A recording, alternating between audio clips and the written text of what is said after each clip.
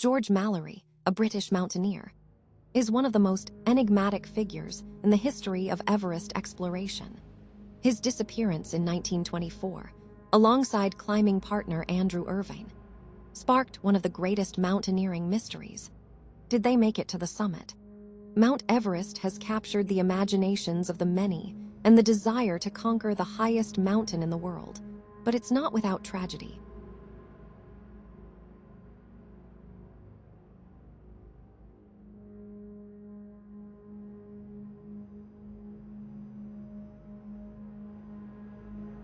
Green Boots is a body of an unidentified climber that became a landmark on the main northeast ridge route of Mount Everest. There are several theories regarding the body's identity. The most popular one claims the body belongs to an Indian member of the Indo-Tibetan Border Police Expedition who died as part of the 1996 climbing disaster on the mountain. All expeditions from the north side encountered the body curled up in a limestone cave at roughly 8,500 meters until it was removed in 2014. It served as a stark reminder to all climbers when passing of the possible risks of climbing such a deadly mountain. Mount Everest is the highest mountain on Earth. Located in the Himalayas, the China-Nepal border runs across the summit point. Ranked first at an elevation of 29,031 foot above sea level. First descents of the mountain were made on the 29th of May in 1953. Edmund Hillary and Tenzin Norgay were ranked first. The mountain attracts many climbers, including highly experienced mountaineers. There are two main climbing routes, one approaching the summit from the southeast in Nepal, known as the Standard Route, and the other from the north in Tibet. Everest presents dangers such as altitude sickness, weather and wind, as well as hazards from avalanches and the Khumbu icefall. As of May 2024, 340 people have died on the mountain. Over 200 bodies remain on the mountain and have not been removed due to dangerous conditions.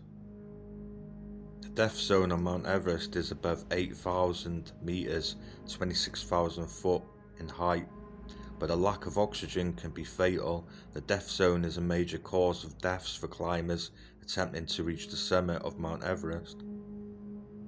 Causes of death include oxygen deprivation, poor decision making, physical weakness, avalanches, and so on.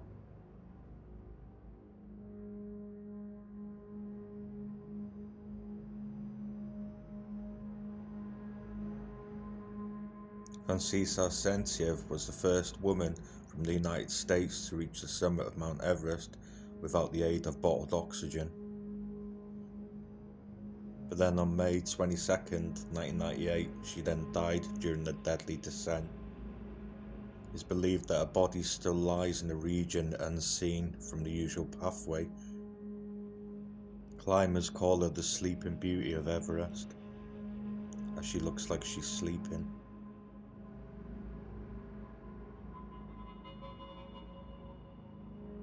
In 2019, 11 people died on Mount Everest, making it one of the deadliest seasons in the mountain's history. The deaths occurred over dangerous overcrowding and a short weather window. Everest seasons begin with teams of guides and Sherpas setting lines and ropes up the mountain.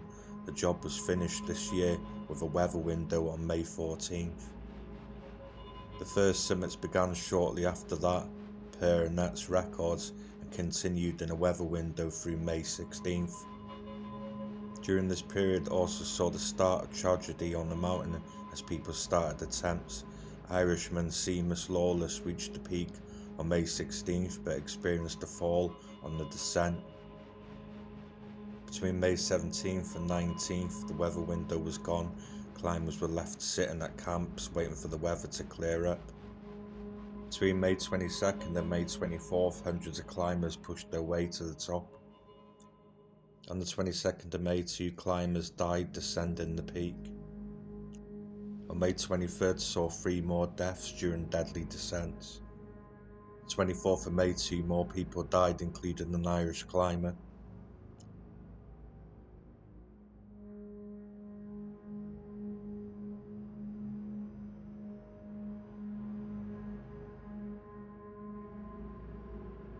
One of the most famous tragedies occurred in 1996.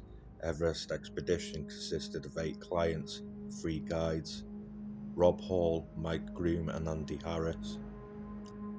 Shortly after midnight on the 10th of May 1996, the Adventure Consultants expedition began a summit push from the South Col. They were joined by climbers from Scott Fisher's Mountain Madness Company, as well as expeditions sponsored by the governments of Taiwan and India. The expedition quickly encountered delays upon reaching the Hillary Step when the climbers discovered that there was no fixed line placed there. Roughly 33 climbers were attempting to reach the summit on the same day, and Hall and Fisher had asked the climbers to stay within 150 meters of each other.